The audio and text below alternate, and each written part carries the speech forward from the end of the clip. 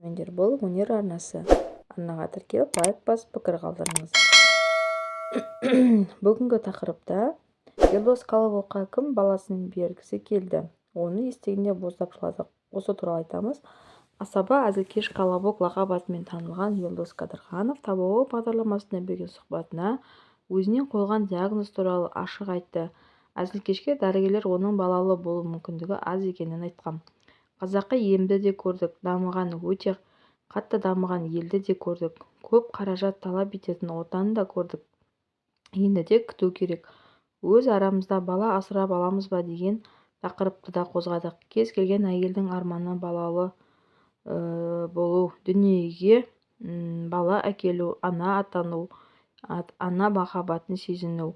Әйелімнің де өз құқығы бар. Маған әйелімнің ойы маңызды. Әйеліммен өзім туғым келеді деді. Әрине, ол өзі бала туалады. Бұл жерде мәселе уақыт пен емделуде болып тұр, деді әзілкеш. Елдос Колобокқа жақын досы баласын бергісі келгенін айтты. Менің жақын досым бар, есімі Дайыр. Оның қазір 3 баласы бар. 3-ші баласы дүниеге келмей жатып, әйелі екеуі ортақ шешімге келіп, бізге береміз деді. Ол өзінің, яғни үлкен кісілердің батасын алған, бұған оларда қарсы болмаған. Содан кейін досым келіп, бізге баласын бергісі келетінін айтты. Біз мұны естігенде боздап жыладық. Мұндайға екінің бірі бара бермейді ғой. Ол көлігінің кілтін дүниені емес, өз ұрпағын беріп тұр.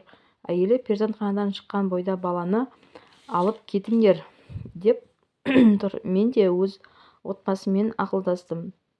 Маған үйдегілер баланы немесе досыңды таңда деді. Себебі кейін достықтарың бұзылуы мүмкін деді. Содан соң маған бала емес, дос керек екенін айттым. Біз әлі жаспыз, әлі де үлгереміз. Досым ұлының есімін Елдос деп қойды. Біз оның кіндік әке-шешесіміз. Оны ерекше жақсы көремін, деді әзілкеш. Елдос Қадырханов 8 жылдан бері бала сүйе алмай жүргенін жасырмады. Ол денсаулығында бала сүю бойынша қиындық барын үйленбей тұрып білген. Оны болашақ жарымен отау құру алдында ақылдасыпты.